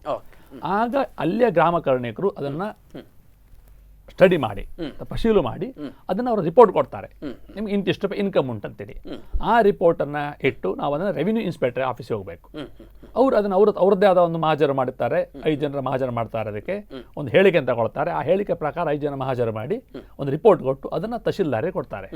ಇದು ಅಲ್ಲಿ ನಂತರ ಸಕಾಲಲ್ಲಿ ಶುರುವಾಗ್ತದೆ. ಅದು ಅಲ್ಲಿವರೆಗೆ ಸಕಾಲ ಅಲ್ಲ. ಸಕಾಲ ಆದ ನಂತರ ಇಂತಿಷ್ಟು ದಿನದಲ್ಲಿ ನಮ್ಗೆ ಅದನ್ನು ವಾಪಸ್ ಕೊಡ್ಬೇಕಂತೇಳಿ. ಯಾಕಂದರೆ ಇವತ್ತೆಲ್ಲ ಮಕ್ಕಳ ಕೈಯಲ್ಲಿ ಟೈಮ್ಸ್ ಕಮ್ಮಿ ಉಂಟು, ಸಮಯ ಅಭಾವ ಉಂಟು. ಈಗ ಸದ್ಯದಲ್ಲೇ ಶಾಲೆ ರೀಓಪನ್ ಆಗ್ತದೆ.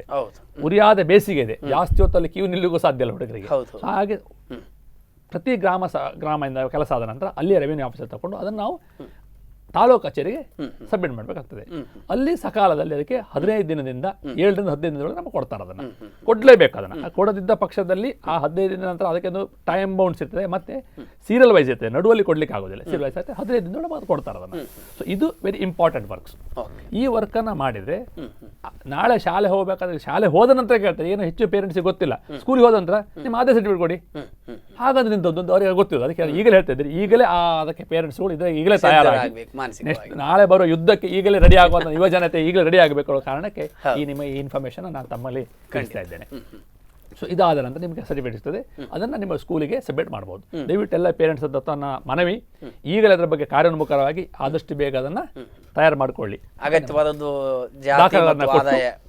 ಒಂದರಲ್ಲೇ ಬರ್ತದೆ, ಜಾತಿ ಮತ್ತು ಆದಾಯ ಒಂದರಲ್ಲೇ ಬರ್ತದೆ, ಬೇರೆ ಬೇರೆ ಹೇಳಿದ್ದಕ್ಕೆ ಈಗ ಪೂರಕವಾಗಿ ಒಂದು ಹೇಳೋದಾದರೆ ಜಾತಿ ಮತ್ತು ಆದಾಯ ದೃಢಪತ್ರವನ್ನು ಒಂದರಲ್ಲೇ ಕೊಡ್ತಾರೆ ಅಂತ ಹೇಳುವಂಥ ಅದು ಯಾಕೆ ಹೇಳಿದ್ರೆ, ಈಗ 2A 3A 3B 2A 2B ಇದೆಲ್ಲದಕ್ಕೂ ಜಾತಿ ಸರ್ಟಿಫಿಕೇಟು ಅಂದರೆ ಜಾತಿಯ ಪಟ್ಟಿಯಲ್ಲಿ ಅವರ ಹೆಸರಿರ್ತದೆ.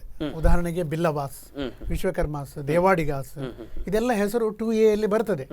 ಹಾಗಂತ ಜಾತಿಯ ಪಟ್ಟಿಯಲ್ಲಿ ಇದೆ ಎನ್ನುವ ಕಾರಣದಿಂದ ಅವರಿಗೆ 2A ಸರ್ಟಿಫಿಕೇಟ್ ಕೊಡಲಿಕ್ಕೆ ಬರುವುದಿಲ್ಲ.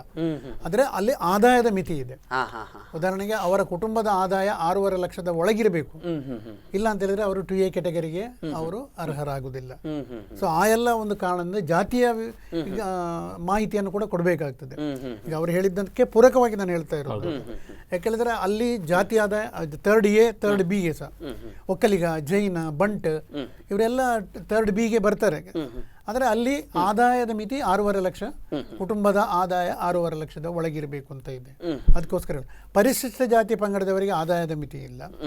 ಪ್ರವರ್ಗ 1 ಅಂತ ಹೇಳ್ತಾರೆ, ಕ್ಯಾಟಗರಿ 1, ಅವರಿಗೆ ಕೂಡ ಆದಾಯದ ಮಿತಿ ಇಲ್ಲ. ಸೊ ಆ ಕಾರಣದಿಂದ ಅದು ಬೇಕಾಗುತ್ತೆ ಜಾತಿ ಸರ್ಟಿಫಿಕೇಟ್. ಜಾತಿಗೆ ಸರ್ಟಿಫಿಕೇಟ್ ಕೇಳುವಾಗ ಕೆಲವರಿಗೆ ಇದು ಹೊಸದಾಗಿ ಮಾಡುವಂಥವ್ರು, ಆ ಜಾತಿ ಯಾವುದು? ಸಾಮಾನ್ಯವಾಗಿ ಜಾತಿಯ ದೃಢಪತ್ರ, ಜಾತಿಯ ವಿವರವನ್ನು 1ನೇ ಕ್ಲಾಸಿಗೆ ಅಡ್ಮಿಷನ್ ಮಾಡುವಾಗ ಅಲ್ಲಿ ಜಾತಿ ಮತ್ತು ಮಾತೃಭಾಷೆಯಲ್ಲಿ ಸಾಮಾನ್ಯವಾಗಿ ಎಲ್ಲರೂ ದಾಖಲಿಸ್ತಾರೆ. ಸೊ ಅದನ್ನೊಂದು ಬೇಸ್ ತಗೊಳ್ತೇವೆ. ಇಲ್ಲಾಂದ್ರೆ ಕುಟುಂಬದ ಹಿರಿಯರಿಗೆ ಯಾರಿಗಾದ್ರೂ ಜಾತಿ ದೃಢಪತ್ರ ಕೊಟ್ಟದಿದ್ರೆ ಅದನ್ನಾದ್ರೂ ನಾವು ಕನ್ಸಿಡರ್ ಮಾಡ್ತೇವೆ. ಈಗ ಕೆಲವು ಇವತ್ತು ಜಾತಿ ಗೊಂದಲಗಳಿದ್ದಾವೆ. ಪರಿಶಿಷ್ಟ ಜಾತಿ ಪಂಗಡದವರನ್ನು ಯಾರನ್ನು ಪರಿಗಣಿಸುವುದು ಅಂತ ಹೇಳುವಂಥದ್ದು, ಇಂಥದ್ದೆಲ್ಲ ಗೊಂದಲಗಳಿರ್ತವೆ. ಅದಕ್ಕೆ ಆ ಗೊಂದಲದ ಸಮಯದಲ್ಲಿ ಜಾತಿಯ ಬಗ್ಗೆ ಒಂದು ಅಲ್ಲಿ ಸರ್ಟಿಫಿಕೇಟ್ ಕೊಡಲಿಕ್ಕೆ ಕಷ್ಟ ಆಗುವಂಥದ್ದು. ಇಲ್ಲ ಅಂತ ಹೇಳಿದ್ರೆ ಇದು ಸಾಮಾನ್ಯ ಇದರಲ್ಲಿ ಹೋಗ್ತಾನೆ ಇರ್ತದೆ. ಬಹುಶಃ ಕಳೆದ ವರ್ಷದಿಂದ ಶಾಲೆಯಲ್ಲಿ ಅದನ್ನು ಕೊಡುವಂಥ, ಶಾಲೆಯಲ್ಲಿ ಮಕ್ಕಳಿಂದ ಕಲೆಕ್ಟ್ ಮಾಡಿ ಆ ಶಾಲೆಯ ಮುಖ್ಯೋಪಾಧ್ಯಾಯರು ಅದನ್ನು ತಹಸೀಲ್ದಾರ್ ಕಚೇರಿಗೆ ತಂದು ಅಲ್ಲಿಂದಲೇ ಅದನ್ನು ಪಡೆದುಕೊಂಡು ಮತ್ತೆ ವಾಪಸ್ ಅದನ್ನು ಶಾಲೆಗೆ ಕೊಡುವಂಥ ವಿದ್ಯಾಭ್ಯಾಸಕ್ಕೋಸ್ಕರ ಮಾತ್ರ ಅದು ಅಂತ ವ್ಯವಸ್ಥೆಯನ್ನ ಮಾಡಿದ್ದಾರೆ. ಬಲ್ಕ್ ಆಗಿ ಕೊಂಡೋಗುವಂತ, ಅಲ್ಲಿ ಅದನ್ನೆಲ್ಲ ಕರೆಕ್ಟ್ ಆಗಿ ಇಟ್ಟುಕೊಂಡು ತಮ್ಮ ಶಾಲೆಯಲ್ಲಿ ಇರುವಂತ ವಿದ್ಯಾರ್ಥಿಗಳು ಅದನ್ನೆಲ್ಲ ನಮ್ಮ ಸರ್ಕಾರಿ ಶಾಲೆಗಳಲ್ಲಿ ಮಾತ್ರ, ಪ್ರೈವೇಟ್ ಸ್ಕೂಲ್ ಇಲ್ಲ, ಸರ್ಕಾರಿ ಶಾಲೆಗಳಲ್ಲಿ ಈ ತರದ ವ್ಯವಸ್ಥೆಗಳನ್ನು ಕೂಡ ಸರಳೀಕರಣ ಮಾಡಿಕೊಂಡು ಬಂದಿದ್ದಾರೆ. ಇನ್ನು ಉದ್ಯೋಗ ಇನ್ನೊಂದಕ್ಕೆಲ್ಲ ಅಂದ್ರೆ ತಹಸೀಲ್ದಾರ್ ಕಚೇರಿಗೆ ಇದೇ ಹೇಳಿದ ಮಾದರಿಯಲ್ಲೇ ಅದನ್ನು ಅರ್ಜಿಯನ್ನು ಕೊಡಬೇಕು. ಆ ರೀತಿ ಮಾಡ್ತಾರೆ ಸರ್. ಹಾಗೇನೆ ಬಹಳ ಮುಖ್ಯವಾಗಿ ಈಗ ಕೆಲವೊಂದು ವಿಶೇಷವಾದ ಸೌಲಭ್ಯಗಳಿಗೆ ಪ್ರಮಾಣ ಪತ್ರಗಳನ್ನು ಮಾಡಿಸ್ಬೇಕಾಗ್ತದೆ. ಈ ಅಂಗವೈಕಲ್ಯ ಹೊಂದಿರತಕ್ಕಂಥವ್ರಿಗೆ ಬೇರೆ ಬೇರೆ ರೀತಿಯಾದಂಥ ಸೌಲಭ್ಯಗಳು ಸರ್ಕಾರದಿಂದ ಬರುವಾಗ ಅಲ್ಲಿಯೂ ಕೂಡ ಕಂದಾಯ ಇಲಾಖೆಯೊಳಗೆ ಕಾರ್ಯವ್ಯಾಪ್ತಿಯೊಳಗೆ ಇದಕ್ಕೆ ಸಂಬಂಧಪಟ್ಟ ಪ್ರಮಾಣ ಪತ್ರಗಳು ರೆಡಿ ಆಗಬೇಕಾ ಅಂತ ಹೇಳ್ತಾರೆ. ಈಗ ನೀವು ಹೇಳಿದಂಥ ಅಂಗವೈಕಲ್ಯತೆ ಅವರಿಗೆ ಬಹುಶಃ ನಮಗೆ ಅಂಗವಿಕಲರ ವೇತನವನ್ನು ಪಿಂಚಣಿಯನ್ನು ಪಡೆಯುವಂಥದ್ದು, ಅದು ಸಾಮಾಜಿಕ ಭದ್ರತಾ ಯೋಜನೆ ಅಡಿಯಲ್ಲಿ ಬರುವಂಥ ಒಂದು ಯೋಜನೆ. ಅಂಥ ಸಂದರ್ಭದಲ್ಲಿ ಜಿಲ್ಲಾ ವೈದ್ಯರಿಂದ ಅಂದರೆ ಅದಕ್ಕೆ ಅಂಗವೈಕಲ್ಯತೆಯನ್ನು ಪರೀಕ್ಷೆ ಮಾಡಿ ಅದಕ್ಕೆ ದೃಢಪತ್ರ ಕೊಡಲಿಕ್ಕೆ ಒಂದು ಬೋರ್ಡೇ ಇದೆ. ಅದು ಅದರ ತಜ್ಞರು ಇದ್ದಾರೆ, ಆ ತಜ್ಞ ವೈದ್ಯರು, ಅವರ ದೃಢಪತ್ರ ಮತ್ತು ಜಿಲ್ಲಾ ವೈದ್ಯಾಧಿಕಾರಿಗಳಿಂದ ಅದು ದೃಢೀಕರಿಸಲ್ಪಟ್ಟಿರಬೇಕು. ಅವರಿಗೊಂದು ಅಂಗವಿಕಲರ ಕಾರ್ಡ್ ಅಂತ ಕೊಡ್ತಾರೆ. ಅದರ ಪ್ರಕಾರ ಆ ಕಾರ್ಡನ್ನು ಕೊಟ್ಟಿರ್ತಾರೆ. ಅದರಲ್ಲಿ ಈಗ ಪರ್ಸೆಂಟೇಜ್ ಇದೆ, 75% ಆ್ಯಂಡ್ ಅಬೌವ್, ಬಿಲೋ 75%. ಅಂದರೆ ಅಲ್ಲಿ ನಾವು ಕೊಡುವಂಥ ಸರ್ಕಾರದಿಂದ ಕೊಡುವಂಥ ವೇತನದಲ್ಲಿ ಕೂಡ ವ್ಯತ್ಯಾಸ ಇದೆ. 75%ಗಿಂತ ಒಳಗಿದ್ದವರಿಗೆ 500 ರೂಪಾಯಿ ಕೊಡ್ತಾರೆ, ಅದಕ್ಕಿಂತ ಮೇಲಿದ್ದವರಿಗೆ 1200, ಈ ರೀತಿಯನ್ನು ಕೊಡುವಂಥ ವಿಧಿ ಇದೆ. ಸೊ ಹಾಗಾಗಿ ಅಲ್ಲಿ ತಜ್ಞ ವೈದ್ಯರಿಂದಲೇ ಬೇಕು ಅಂತಲೇ ಸ್ಪಷ್ಟ ಇದೆ. ಆ ರೀತಿಯ ಸರ್ಟಿಫಿಕೇಟ್ ಅನ್ನು ಪಡೆದುಕೊಂಡು ಕೊಡ್ಲಿಕ್ಕೆ ಆಗ್ತದೆ. ಸರ್, ಇದರ ಪ್ರೊಸೀಜರ್ ಹೇಗೆ? ಅದನ್ನ ಎಲ್ಲಿ ಅರ್ಜಿ ಕೊಡಬೇಕು, ಮತ್ತೆ ಡಾಕ್ಟರ್ನ ಹೇಗೆ ಅವರು ಅಪ್ರೋಚ್ ಮಾಡಬೇಕು, ಅವ್ರಿಗೆ ಹತ್ರ ಅರ್ಜಿಯನ್ನು ಏನಾರ ತೆಗೆದುಕೊಂಡು ಹೋಗ್ಬೇಕಾ ಅಥವಾ ಹೇಗೆ ಅಂತಕ್ಕಂಥದ್ದು? ನೋಡಿ, ಒಂದು ರೆಡಿ ಅಪ್ಲಿಕೇಶನ್ ಸಿಗ್ತದೆ ಅದಕ್ಕೆ. ಈಗ ನೀವು ವೃದ್ಧಾಪ್ಯ ವೇತನದ ಬಗ್ಗೆ ಮಾತಾಡ್ತೇನೆ ಅಥವಾ ವಿಧವಾ ವೇತನದ ಬಗ್ಗೆ ಮಾತಾಡ್ತೇನೆ. ವಿಧವಾ ವೇತನದಲ್ಲಿ ಆಗಬೇಕಾದ್ರೆ ಆದರೆ ಫಸ್ಟ್ ಒಂದು, ಈಗ ಪ್ರತಿಯೊಂದು ನೀವು ಹೇಳಿದ್ರೆ ಪ್ರತಿಯೊಂದು ಬೇರೆ ಬೇರೆ ಥರ ಪ್ರೊಸೆಸ್ಗಳಿದೆ. ನಾನು ಒಂದು ವಿಧವಾ ವೇತನದ ಬಗ್ಗೆ ಫಸ್ಟ್ ಮಾತಾಡ್ತೇನೆ. ವಿಧವಾ ವೇತನ ಆಗಬೇಕಾದ್ರೆ ಆದರೆ ಒಂದು ತನ್ನ ಪತಿ ತೀರಿಯೋದ ನಂತರ ಫಸ್ಟ್ ಆಗಿ ಅವರಿಗೆ ತನ್ನ ಪತಿಯ ಮರಣ ಪ್ರಮಾಣ ಪತ್ರ ಬೇಕು. ಅದರ ನಂತರ ಆ ಪ್ರಮಾಣ ಪತ್ರ ನಂತರ ಅವರು ಆ ಮನೆಯಲ್ಲಿ ಮೊದಲಿದ್ರು ಅನ್ನೋದ್ರ ಬಗ್ಗೆ ರೇಷನ್ ಕಾರ್ಡ್ ಕಾಪಿ ಅಥವಾ ವೋಟರ್ ಐಡಿಗಳು, ಆ ಪ್ರೂಫ್ಗಳು ಬೇಕಾಗ್ತದೆ. ಈಗ ಆಧಾರ್ ಕಾರ್ಡ್ ಕೂಡ ಪ್ರೂಫ್ ಇರ್ತದೆ. ಆಧಾರ್ ಕಾರ್ಡ್ಲಿ ಯಾರು ಗಂಡ ಹೆಂಡತಿ ಇರ್ತದೆ, ರೇಷನ್ ಕಾರ್ಡ್ ಕೂಡ ಇರ್ತದೆ. ಇದನ್ನು ತಗೊಂಡೋಗಿ ಅವರು ಒಂದು ರೆಡಿ ಸಂಧ್ಯಾ ಸುರಕ್ಷಾ ಅಂತ ಅಪ್ಲಿಕೇಶನ್ ಸಿಗ್ತದೆ. ಆ ಅಪ್ಲಿಕೇಶನ್ 6-7 ಪೇಜ್ಗಳಿರ್ತದೆ. ಅದನ್ನ ಫಿಲ್ಅಪ್ ಮಾಡಿಕೊಂಡು ವಿ ಹತ್ರ ಕೊಡಬೇಕು. ವಿ ಒಂದು ರಿಪೋರ್ಟ್ ಇರ್ತಾರೆ. ವಿ ರಿಪೋರ್ಟ್ಲಿ ಡಾಕ್ಟರ್ ರಿಪೋರ್ಟ್ ಅಂತ ಕೇಳ್ತಾರೆ. ವಿ ರಿಪೋರ್ಟ್ ಆದ ನಂತರ ಅದನ್ನು ನಾವು ಇಲ್ಲಿ ಉಡುಪಿ ಆದರೆ ಉಡುಪಿ ಜಿಲ್ಲಾ ಆಸ್ಪತ್ರೆಯಲ್ಲಿ ಹೋಗಿ ತಜ್ಞ ವೈದ್ಯರ ಹತ್ರ ಅಪ್ಲಿಕೇಶನ್ ಕೊಟ್ಟರೆ ಅವ್ರು ಇದನ್ನು 3 days ನಮಗೆ ವಾಪಸ್ ಕೊಡ್ತಾರೆ. ಈಗ ನೀವು ಈ ತುಂಬ ಏಜ್ ಆದವರು ಆದರೆ ಹೋಗ್ಲಿಕ್ಕೆ ಆಗುದಿಲ್ಲ ಹೇಳಿ ಆದರೆ ಅವರು ಕೆಳಗಡೆ ನಿಂತರೂ ಕೂಡ ಡಾಕ್ಟರ್ ಬಂದು ಅವ್ರಿಗೆ ಸರ್ವಿಸ್ ಕೊಡಬೇಕು ಹೇಳಿ ಉಂಟು. ಇವತ್ತು ಉಡುಪಿಯ ಜಿಲ್ಲಾ ಕೊಡ್ತಾರೆ ತುಂಬ ಜನ ಮಾಡಿಸಿದ್ದೇನೆ, ಒಂದು ಸರ್ವಿಸ್ ಕೊಟ್ಟಾರೆ. ಅವರು ಇವರು ಇಂತಿಷ್ಟು ಹೌದು ಅಂತ ಆ ರಿಪೋರ್ಟ್ ಆದ ನಂತರ, ಆ ರಿಪೋರ್ಟ್ ನಂತರ ನಾವು ಅದನ್ನು ತಾಲೂಕು ಕಚೇರಿಗೆ ಸಕಾಲಲ್ಲಿ ಅಟಲ್ ಜಿ ಕಂಡಿಲ್ಲಿ ಸಬ್ಮಿಟ್ ಮಾಡಬೇಕು. ಅದು 21 ದಿನದೊಳಗೆ ಅದು ಆರ್ಡರ್ ಆಗ್ತದೆ. ಆರೇ ರಿಪೋರ್ಟ್ ಆಗ್ತದೆ, ಆ ರಿಪೋರ್ಟ್ 21 ಆಗ್ತದೆ. ಇದು ಸಹಜ ಒಂದು. ಇನ್ನೊಂದು ಅಂಗವಿಕಲರ ಬಗ್ಗೆ ಹೇಳಿದ್ರೆ, ಅಂಗವಿಕಲರ ಕೆಲವರು ಏನಾಗ್ತದೆ ಅಂದರೆ ನಡಿಲಿಕ್ಕೆ ಆಗೋದಿಲ್ಲ, ಬೆಡ್ ರಿಡನ್ ಆಗಿರ್ತಾರೆ. ಅದಕ್ಕೆ ಕೂಡ ಇದೆಲ್ಲ ಪ್ರೊಸೀಜರ್ ಒಟ್ಟಿಗೆ ಒಂದು ಜಿಲ್ಲಾ ವೈದ್ಯಾಧಿಕಾರಿಗಳು ಸ್ಥಳಕ್ಕೆ ಬಂದು ತನಿಖೆ ಮಾಡಬೇಕಲ್ಲಿ ಕೂಡ ಉಂಟು.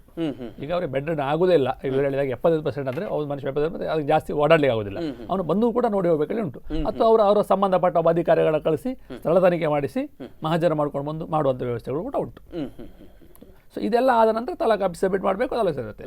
ಈ ಎಷ್ಟೋ ಜನರಿಗೆ ಈಗ ವಿಧವಾ ಮಾಸಾಸ ಇರ್ಬೋದು, ವೃದ್ಧಾಪ್ಯ ವೇತನ ಇರ್ಬೋದು, ಅಥವಾ ಇದರಿಂದ ಅದ್ರಿಗೆ ಜನರಿಗೆ ಸಿಗ್ತದೆ ಅಂತ ಗೊತ್ತುಂಟು, ಹೇಗೆ ಹೋಗಬೇಕು ಗೊತ್ತಿಲ್ಲ. ಹೌದು, ಅದರ ಪ್ರೊಸೀಜರ್ ಹೇಗೆ ಅಂತ ಇಲ್ಲ ಅಲ್ಲಿ ಅದಕ್ಕೆ ಆಯಾ ಊರುಗಳಲ್ಲಿ ಗ್ರಾಮ ಪಂಚಾಯತ್ ಸದಸ್ಯರಿದ್ದಾರೆ, ಗ್ರಾಮ ಪಂಚಾಯತ್ ಅಧಿಕಾರಿಗಳಿದ್ದಾರೆ, ಅಥವಾ ನಗರಸಭೆ ಸದಸ್ಯರಿದ್ದಾರೆ.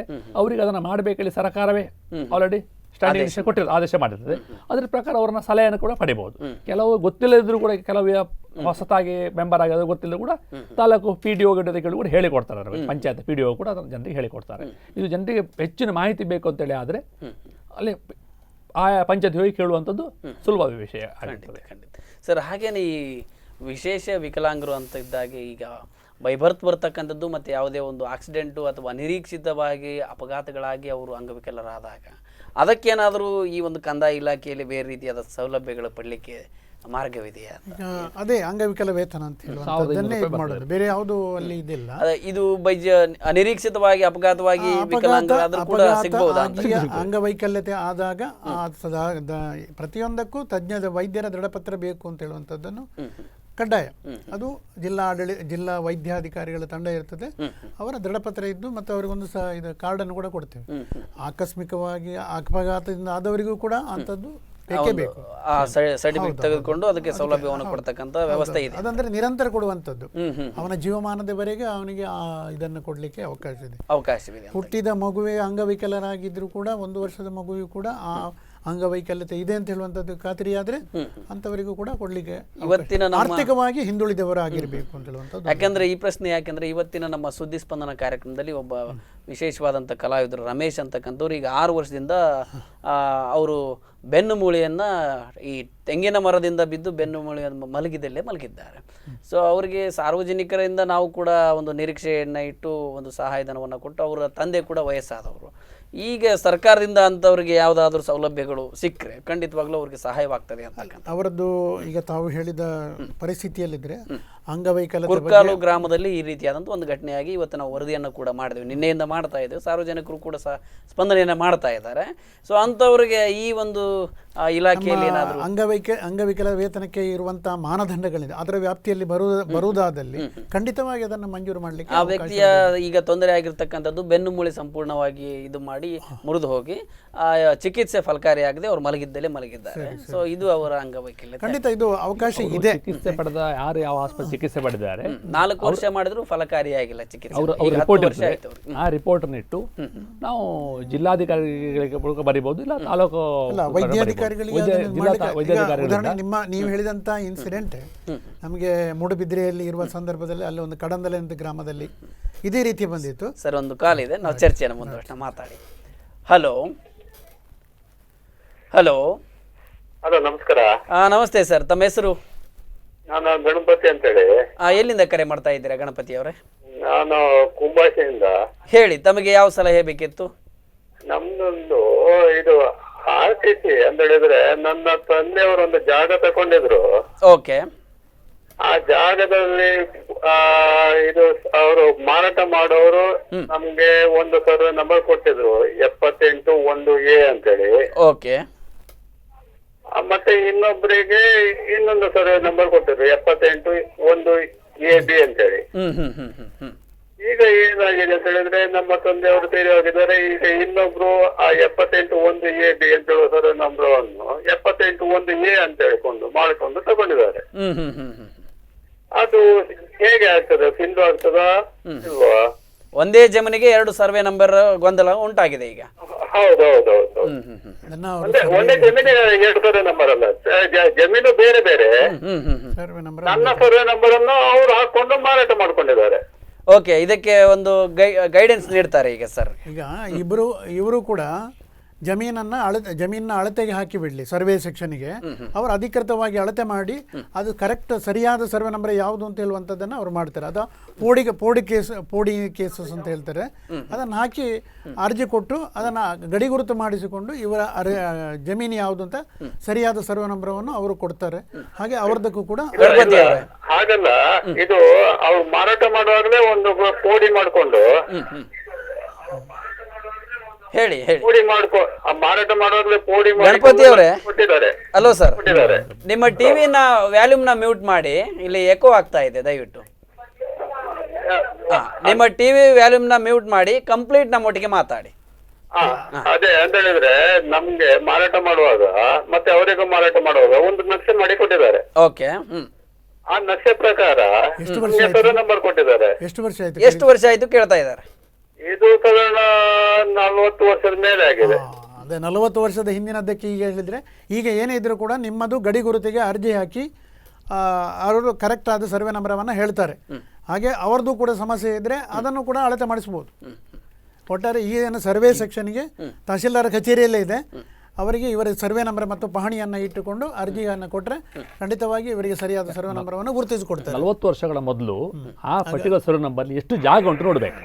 ನೋಡಿ, ಈಗ ಫಾರ್ ಎಕ್ಸಾಂಪಲ್ 1 ಎಕರೆ ಜಾಗ ಇದೆ ಆದರೆ ಅವ್ರಿಗೆ ಒಬ್ರಿಗೆ ಅರ್ಧ ಎಕರೆ, ಇವ್ರಿಗೆ ಅರ್ಧ ಎಕರೆ ಕೊಟ್ಟಿರ್ಬೋದು 1 ಎಕರೆ ಜಾಗದಲ್ಲಿ. ಸೊ ಅದಕ್ಕೆ ಹಳೆ RTC ಕೈಬರದ RTC ತೆಗೆದು ಆ ಜಾಗದ ಎಷ್ಟು ಜಾಗ ಇತ್ತು ಅದನ್ನ ಮಾರಾಟ ಮಾಡಿದ ಜಾಗಕ್ಕೂ ಆಗಿರೋ ಜಾಗಕ್ಕೂ ತಾಳೆ ಆಗ್ತದೆ ನೋಡ್ಬೇಕು.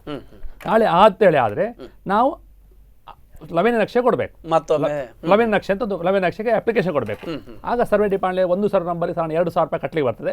2,000 ರೂಪಾಯಿ ಕಟ್ಟಿ ಅಧಿಕೃತ ರಿಸೀಟ್ ತಗೊಂಡ್ರೆ ಅದು ಸಕಾಲದಲ್ಲಿ ಬರ್ತದೆ, ನಂಬರ್ ವೈಸ್ ಬರ್ತದೆ. ನಂಬರ್ ವೈಸ್ ಬಂದಾಗ ಇವರಿಗೆ ಒಂದು ಕಾರ್ಯ ಬರ್ತದೆ, ಇವ್ರು ನಂಬರ್ ಕೊಟ್ಟಿರಬೇಕು. ಆ ಕಾರ್ಯ ಇವರು ಅವ್ರಿಗೆ ಸ್ಪಂದಿಸಿದೆ, ಅವು ತಾಲೂಕು ಸರ್ವೇರ್ ಬಂದು ಸರ್ವೆ ಮಾಡ್ತಾರೆ ಅಥವಾ ಸರ್ಟಿಫೈಡ್ ಸರ್ವೇಸ್ ಸರ್ವೆ ಮಾಡ್ತಾರೆ, ಸರ್ವೆ ಗುರುತು ಮಾಡಿಸಿ. ಈಗ ಅಲ್ಲಿ ಒಂದು ಪಕ್ಷ 1 ಎಕರೆ ಜಾಗ ಇದೆ, ಅರ್ಧದಲ್ಲಿ ಆದ್ರೆ ನಿಮ್ಮದು ಗಡಿ ಗುರುತು ಅದ್ರ ಬಗ್ಗೆ ಗೊತ್ತಾಗ್ತದೆ. ಯಾಕಂದ್ರೆ ಪ್ರತಿ ಶೆಡ್ಯೂಲ್ನ ಕೊನೆಯಲ್ಲಿ ಅಡಿಯಲ್ಲಿ ಗಡಿ ಗುರುತು ಬರ್ತದೆ. ಉತ್ತರಕ್ಕೇನಿದೆ, ದಕ್ಷಿಣಕ್ಕೇನಿದೆ, ಪೂರ್ವಕ್ಕೇನಿದೆ, ಪಶ್ಚಿಮಕ್ಕೆ ಅಂತೇಳಿ ಅಲ್ವಾ ಸರ್, ಪ್ರತಿ ಸೇಲ್ ಡೀಡ್ ಬರೀತಾರೆ. ಆ ಸೇಲ್ ಡೀಡ್ನ ಕೊನೆಯಲ್ಲಿ ಈಗ ಇವರ ಗಡಿ ಪೂರ್ವದಲ್ಲಿ ಈ ಸಬ್ ಡಿವಿಷನ್ ಅಂತ ಬರ್ದು ಅವರಿಗೆ ಪಶ್ಚಿಮ, ಆಗ ಕರೆಕ್ಟ್ ಯಾವ್ದು ನಮ್ಮದು ಪೂರ್ವದ ಅವರದ ಪಶ್ಚಿಮದ ಅಂದ್ರೆ ಕರೆಕ್ಟ್ ಗಡಿ ಗುರುತಾಗ್ತದೆ. ಕೆಲವು ಆ 40 ವರ್ಷಗಳ ಹಿಂದಗಡೆ ಕಾನೂನು ತೊಡಕುಗಳಿತ್ತು. ಈಗ ಅದನ್ನು ಬಗೆಹರಿಸಲಿಕ್ಕೋಸ್ಕರ ಲವೆನ್ ನಕ್ಷೆ ಮಾಡ್ತಾರೆ. ನಾನೀಗ ಪರ್ಚೇಸ್ ಮಾಡಬೇಕಾದ್ರೆ ನನ್ನ ಪ್ರತಿಯೊಂದು ಕೂಡ ಲವೆನ್ ನಕ್ಷೆಯನ್ನು ಸರಿಯಾದ ಗಡಿ ಗುರುತಾಗ್ತದೆ. ಮತ್ತೆ ತಾಲೂಕು ಕಚೇರಿಗಳಲ್ಲಿ FMB ಬುಕ್ ಅಂತ ದೊಡ್ಡ ಬುಕ್ ಇದೆ, ಆ ಬುಕ್ಕಲ್ಲಿ ಅದನ್ನು ಪ್ಲಾಟಿಂಗ್ ಮಾಡ್ತಾರೆ. ಮೊದಲು ಆಗಿರಲಿಲ್ಲ. ಈ ಓಣಿವರೆಗೆ, ಆ ತೋಡಿನವರೆಗೆ, ಆ ಇದವರೆಗೆ ಇತ್ತು. ಅದನ್ನ ಈ ಆಕ್ಚುಲಿ ನಮಗೆ ಸರ್ಕಾರ ಪಬ್ಲಿಕ್ ಏನ್ ಹೇಳ್ತಾರೆ, ಈಗ ಮೊದಲು ಸುಲಭ ಇತ್ತು ಬಾರ ಕಾರಣ ಈಗ ತುಂಬಾ ಟೈಟ್ ಮಾಡಿದ್ದಾರೆ. ಟೈಟ್ ಮಾಡ್ಲಿಕ್ಕೆ ಕಾರಣ ಯಾಕೆ ಈ ತರ ಸಮಸ್ಯೆಗಳು ಬರಬಾರ್ದು ಅಂತ ಹೇಳೋದು. ಈಗ ದಾರಿ ಹಕ್ಕುಗಳು, ನೀರು ಹಕ್ಕುಗಳೆಲ್ಲ ಹೇಳ್ತಾರೆ. ಈಗ ಕಟ್ ಮಾಡುವಾಗ ದಾರಿ ಹಕ್ಕನ್ನು ಕೂಡ ಅದಕ್ಕೆ ಕಟ್ ಮಾಡಿ ತೋರಿಸುವಂತ ವ್ಯವಸ್ಥೆಗಳು ಮಾಡಿದ್ದಾರೆ. ನಾಳೆ ದಿನ ವಾಪಸ್ ಗಲಾಟೆ ಆಗಬಾರ್ದು, ದಾರಿ ಇಲ್ಲ ಅಂತ ಹೇಳಿ ಆಗಬಾರ್ದು. ಏನು ಸಬ್ ಡಿವಿಷನ್ ಕಟ್ ಮಾಡುವಾಗ ಪರಿ ಒಂದು ತುಂಡು ಮಾಡಿ ಬಿಟ್ಬಿಡ್ತಾರೆ ಮೊದಲು, ಅಥವಾ ನಮ್ಮ ಅಂಡರ್ಸ್ಟ್ಯಾಂಡ್ ನಮ್ಮನೆ ಮಾಡಿ ನಿಮಗೆ ಗೊತ್ತಿಲ್ಲ ಗಡಿ ಅಂತ ಹೇಳಿ ಹಾಗಾಗ್ತಿತ್ತು. ಗಣಪತಿ ಅವರೇ, ತಮಗೆ ಸೂಕ್ತವಾದ ಸಲಹೆ ಸಿಕ್ತ ಅಂತ ಭಾವಿಸ್ತೀರಾ?